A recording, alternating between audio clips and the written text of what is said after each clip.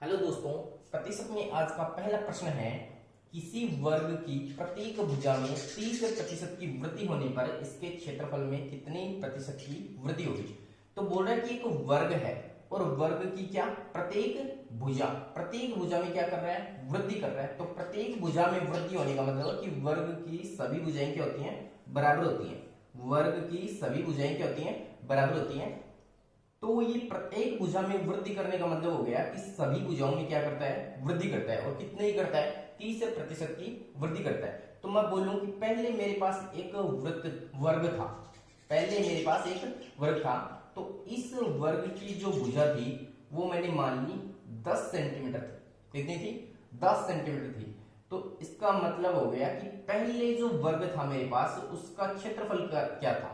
तो वर्ग के क्षेत्रफल का सूत्र होता है भुजा गुणा भुजा। तो एक भुजा 10 है, तो इस वर्ग का क्षेत्रफल हो गया मेरे पास 100। अब बोल रहा है कि वर्ग की प्रत्येक भुजा में क्या कर दी, 30% की वृद्धि कर दी। तो 30% की वृद्धि कर दी तो एक नया वर्ग मैं बनाता हूं। इसमें भुजा 10 से कितनी हो गई, 30% की वृद्धि होके 13 हो गई। यानी कि मैं 10 में 10 का अगर 30% निकाल के 10 में जोड़ दूं तो कितना आएगा, 13 आएगा। अब बोल रहा है कि एक भुजा 13 हो गई तो दूसरी भुजा भी क्या हो गई, 13। अब बोल रहा है कि इसके क्षेत्रफल पर क्या प्रभाव पड़ेगा। तो दूसरे वर्ग का क्षेत्रफल क्या हो जाएगा, 13 का मैं वर्ग कर दूं तो कितना आ जाएगा, 169। अब बोल रहा है कि कितने प्रतिशत की वृद्धि हुई। तो बोल रहा है कि 100, पहले वाले वर्ग का क्षेत्रफल कितना था, 100 था। अब दूसरे वाले का कितना हो गया, 169 हो गया। अब बोल रहा है कि इसके क्षेत्रफल में कितने प्रतिशत की वृद्धि हो गई। तो 100 पर बढ़ा, कितना बढ़ा, 69 बढ़ गया, गुणा 100। 100 से 100 कैंसिल। तो इस नए वर्ग की जो क्षेत्रफल में वृद्धि हुई है वो कितनी हुई है, 69% वृद्धि, जो कि इसका उत्तर। इस प्रश्न को करने के लिए अपन ऐसे भी कर सकते हैं इसको, जैसे कि मैं सीधा ही मान लूं कि एक वर्ग, पहले जो वर्ग है उसका जो क्षेत्रफल था वो कितना था, 100 था। अब 100 कैसे था, 10 भुजा एक, और तो 10 का वर्ग कितना हो गया, 100 हो गया। ऐसे ही वो क्या कर रहा है, भुजा में 30% की वृद्धि करने का मतलब हो गया कि दो भुजाओं में 30% की वृद्धि होगी। क्योंकि वर्ग का जो क्षेत्रफल होता है उसमें क्या आता है, स्क्वायर आता है। तो अपन इसको भी कितनी बार बढ़ाएंगे, 2 बार बढ़ाएंगे। 100 से 100 यह आ गया 169। यानी कि 100 पर बढ़ा, कितना बढ़ा, 69। तो 69% वृद्धि। अगला प्रश्न है, एक वर्ग की लंबाई तथा चौड़ाई में क्रमशः 40% तथा 30% की वृद्धि करने पर जो प्राप्त आयत है उसका क्षेत्रफल वर्ग के क्षेत्रफल से कितना अधिक होगा। कहने का मतलब हो गया, क्या दे रखा है अपने को, एक वर्ग दे रखा है, एक वर्ग दे रखा है। इस वर्ग की लंबाई तथा चौड़ाई में क्या कर दी, इसने वृद्धि कर दी। तो पहली बात तो ये कि वर्ग के अंदर लंबाई और चौड़ाई दोनों एक ही होती हैं। तो मैं पहले वर्ग की जो लंबाई और चौड़ाई है उसको मान लूं 10 है। कितनी है, 10 है। तो एक भुजा 10 है तो दूसरी भुजा भी क्या हो गई, 10। अब मैं बात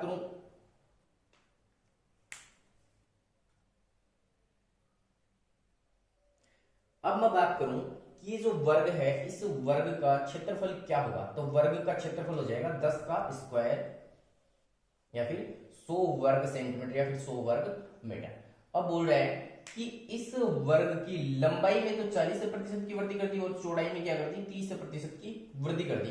तो क्या बन गया, अब ये एक आयत बन गया, एक आयत बन गया।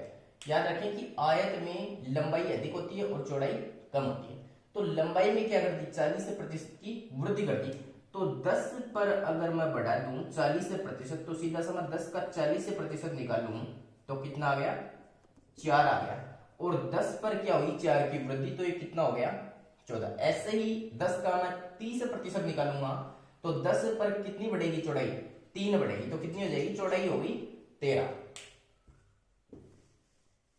अब बोल रहा है कि इसका क्षेत्रफल, तो आयत का क्षेत्रफल निकालने का सूत्र होता है लंबाई को चौड़ाई से गुणा कर दो, क्या आ जाएगा, आयत का क्षेत्रफल आ जाएगा।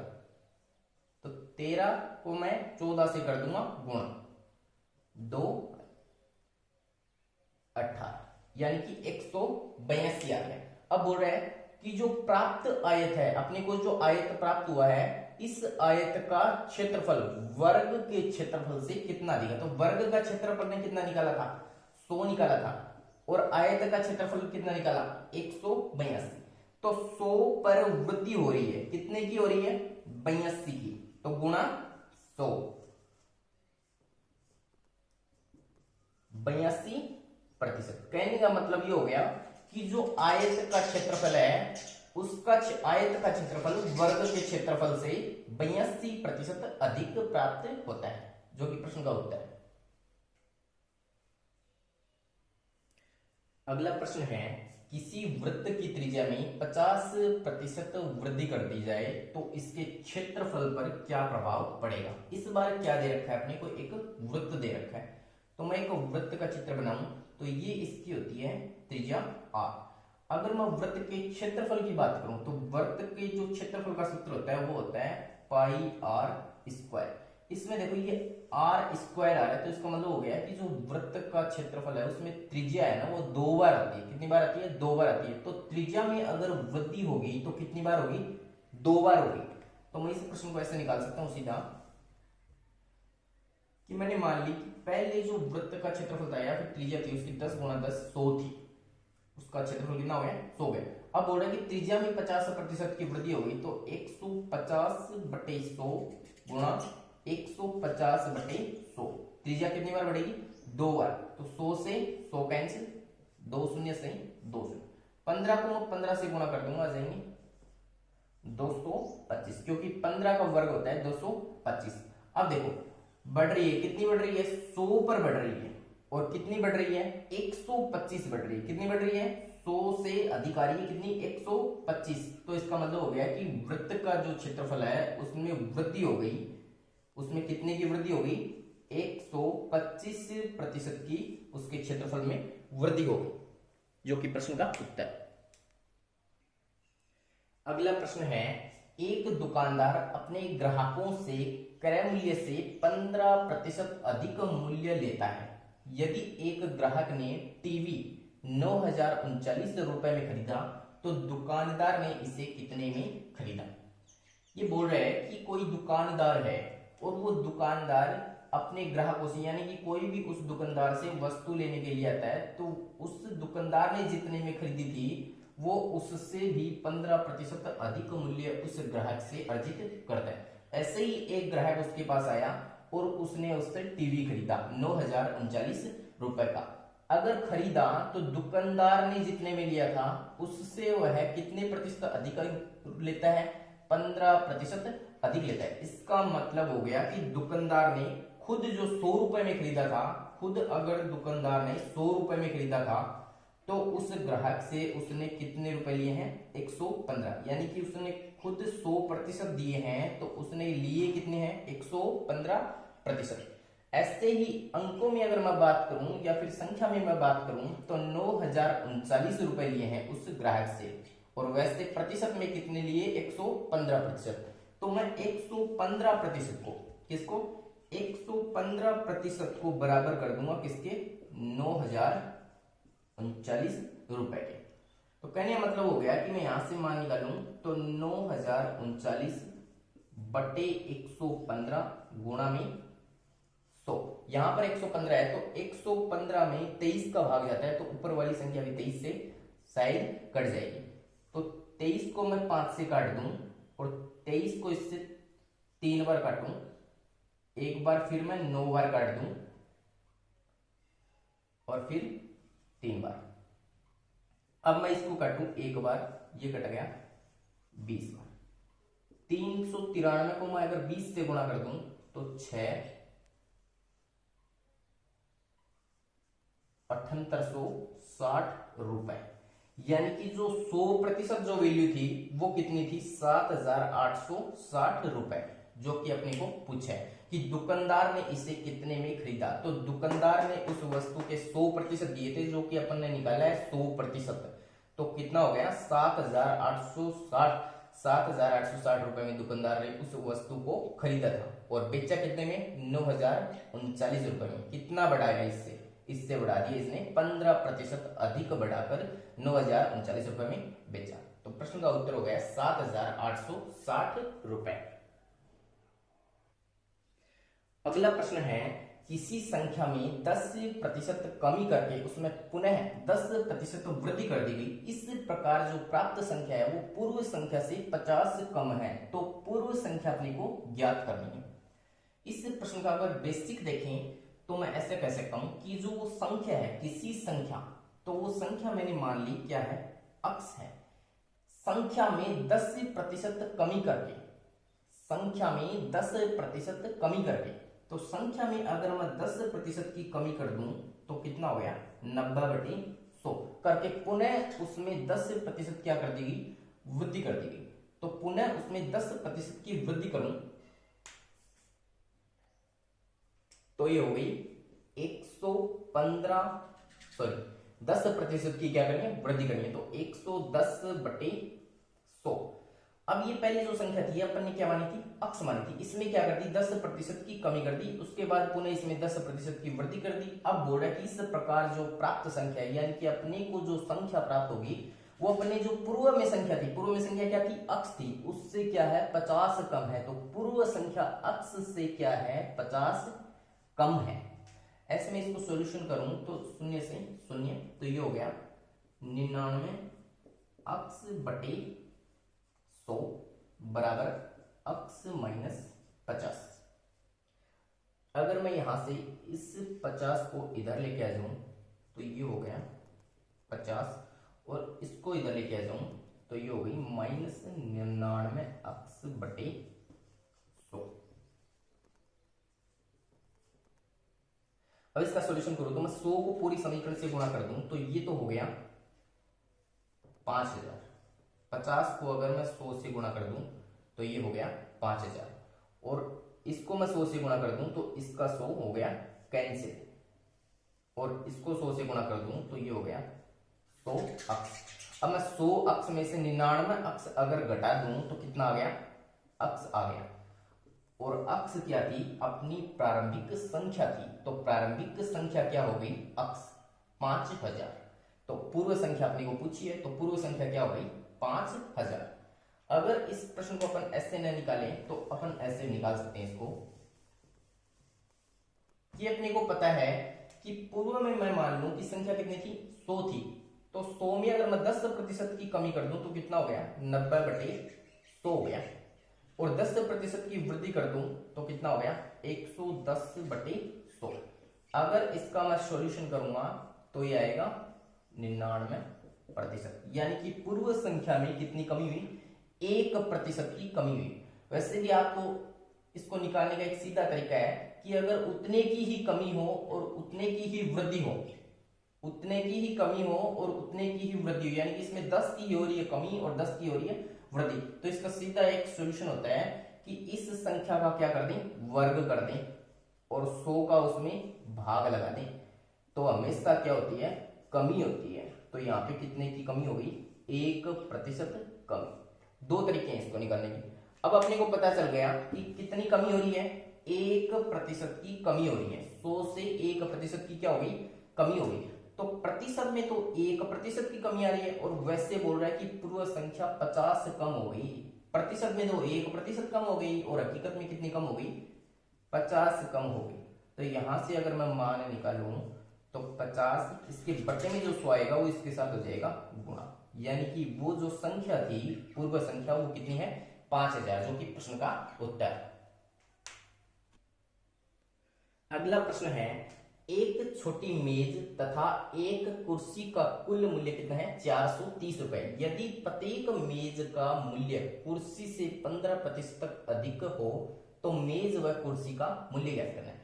यानी कि एक छोटी मेज और कुर्सी का कुल मूल्य दे रखा है अपने को कितना, 430 रुपए। तो मेज व कुर्सी का अपने को अलग अलग मूल्य ज्ञात करना है कि मेज का मूल्य कितना है और कुर्सी का मूल्य कितना है। तो बोल रहा है कि एक छोटी मेज और एक कुर्सी, तो मैं बोल दूं कि मेज जो है उसको तो मैं m लिख रहा हूं, कुर्सी को मैं लिख रहा हूं k। अब आगे बोल रहा है कि कुल जो मूल्य है, इन दोनों का कुल मूल्य है वो कितना है, 430 रुपए है।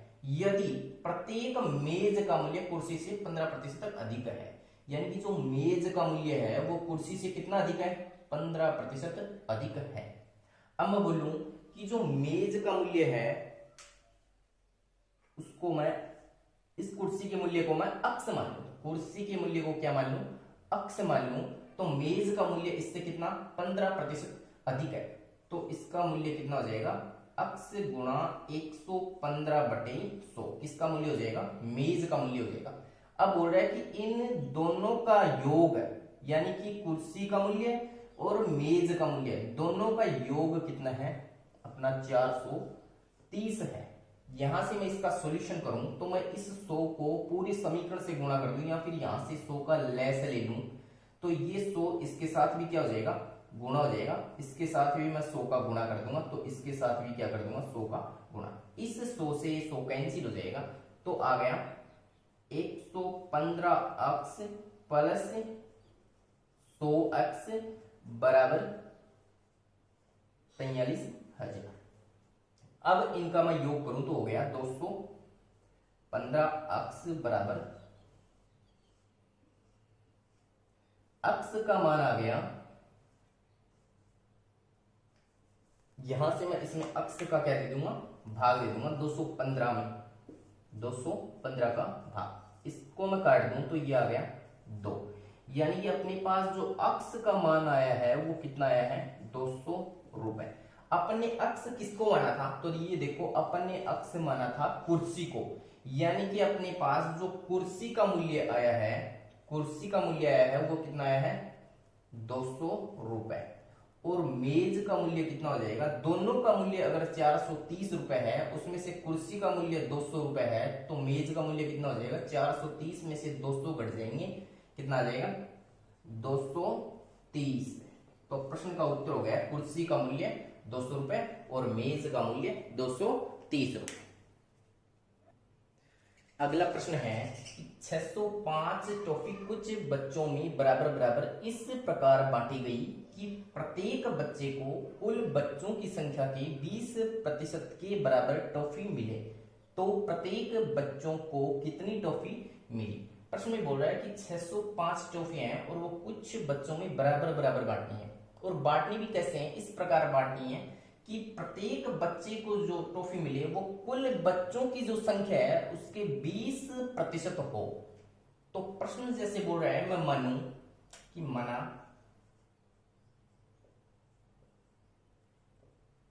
बच्चों की संख्या, मैंने मान ली बच्चों की जो संख्या है वो कितनी है, अक्स है। अब बोलूं कि एक बच्चे को कितनी टॉफियां मिलती है, तो प्रश्न में बोल रहा है कि प्रत्येक बच्चे को कुल बच्चों की संख्या, यानी कि कुल बच्चों की संख्या कितनी है, अक्स, कुल बच्चों की संख्या के 20% के बराबर टॉफियां मिलती है, यानी कि अक्स का मैं 20% निकाल दूं तो ये एक बच्चे को क्या मिल गई, टॉफी मिल गई। कितने बच्चे को, एक बच्चे को मिल गई। एक बच्चे को अगर इतनी टॉफियां मिलती हैं तो कुल बच्चे अक्स हैं, कुल बच्चे कितने हैं, अक्स है। एक बच्चे को अगर एक टॉफी मिले तो 5 बच्चों को कितनी मिल जाएंगी, 5 टॉफी मिल जाएंगी। कैसे, 5 गुणा 1 तो हो गया 5। ऐसे ही बोल रहा है कि बच्चों की जो संख्या है वो कितनी है, अक्स है, और एक बच्चे को कितनी टॉफी मिलती है, अक्स गुणा 20/100।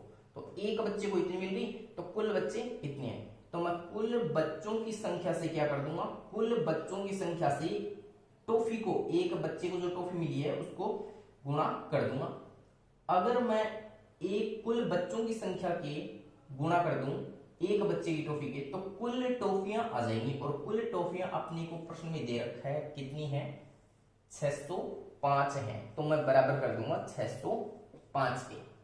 अब मैं यहां से इसका सॉल्यूशन करूं तो 1/5, और अक्स को मैं अक्स से गुणा कर दूं तो आ गया अक्स स्क्वायर, और इस 5 को मैं 605 से गुणा कर दूं तो 30 25 आ गए।